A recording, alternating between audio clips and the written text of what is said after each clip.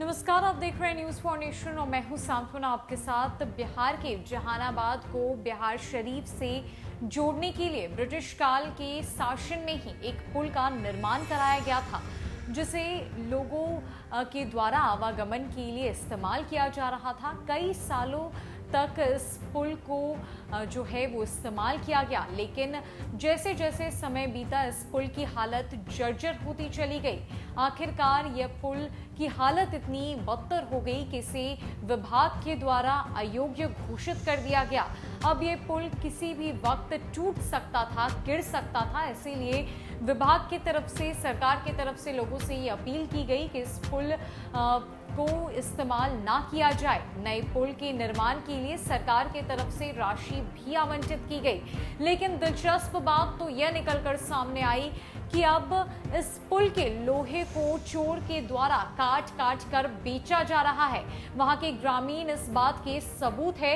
हमारे पास ग्रामीणों की बातें निकलकर सामने आई है। आप पहले सुनिए क्या कुछ माजरा चल रहा है वहां पर। आखिरकार चोरों के द्वारा किस तरीके से लोहे को काट काट कर बेचा जा रहा है, विभाग की क्या कुछ प्रतिक्रिया निकलकर सामने आई है, ग्रामीणों की बातों से आप समझ जाएंगे। ये जो पुल है कहां से कहां तक जोड़ता है पुल? ये पुल है जहानाबाद के बिहार तक ला। अच्छा, ये कंगर तक ला। तो पुल जर्जर हो गया था तो फिर नया पुल बना। हाँ, अभी क्या स्थिति है पुराने पुल का?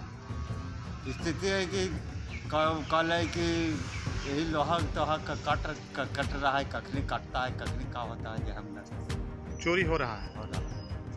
क्या लगता है कि कुछ दिन अगर नहीं सर ध्यान दिया जिला प्रशासन या सरकार तो क्या होगा? अब क्या होगा, सब गायब हो जाएगा। ये नया पुल बनने के बाद मतलब इस पर आवागमन बंद हो गया। बंद हो गया। हाँ। आप कहाँ के रहने वाले हैं? अब रहने वाला है फिरोजी के। ये कितना दिन पहले नया पुल बना? ये हम न कर सकते हैं सर, कि कितना दिन बनना हुआ है। हम यहाँ खटाल खुले हुए। तो ये जो पुल देख रहे हैं, जो लोहा वाला पुल है, कब से मतलब लगातार इसमें से कट रहा है लोहा? न कभी कभी काटता है आके कभी कभी काटता है। अब कौन लोग काटता है ये पता नहीं। न हम पता नहीं, और न देखे हैं। अगर ये ध्यान नहीं दिया तो पुल साफ हो जाएगा। हाँ। क्या नाम हुआ आपका?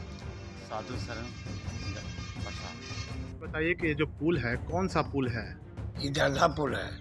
यलगाना गांव के पास। हाँ, दरधा पुल बोलता है। ये कहाँ से कहाँ जोड़ता है? ये बिहार तक जाता है। ये बिहार तक जाता है। हाँ।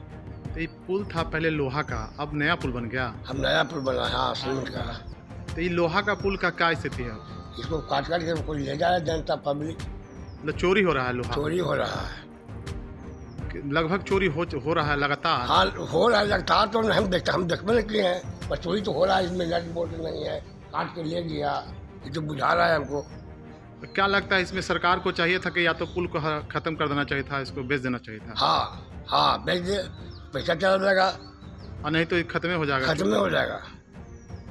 चोरी हो रहा है। चोरी हो रहा है। हाँ, तो इससे नुकसान भी है। नुकसान तो ही है। सरकार के क्षति हो रहा है। क्षति हो रहा है। अच्छा, क्या नाम हुआ चाचा आपका? हमारा नाम तो है बुद्धू यादव।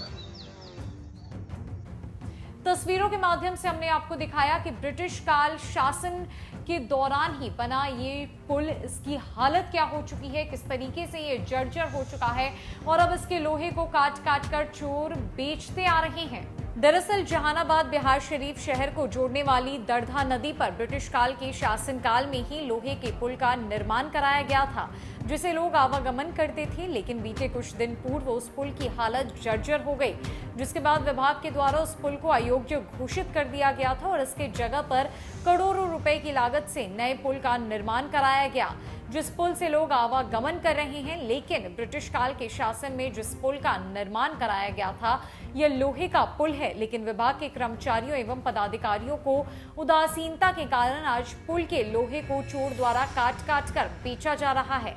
समय रहते इस दिशा में कोई ठोस कार्रवाई नहीं होती तो धीरे धीरे लोहे के पुराने पुल का अस्तित्व खत्म हो जाएगा और अगर उस पुल के लोहे को विभाग नीलाम करता है तो सरकार को लाखों रुपए का राजस्व प्राप्त हो सकता है।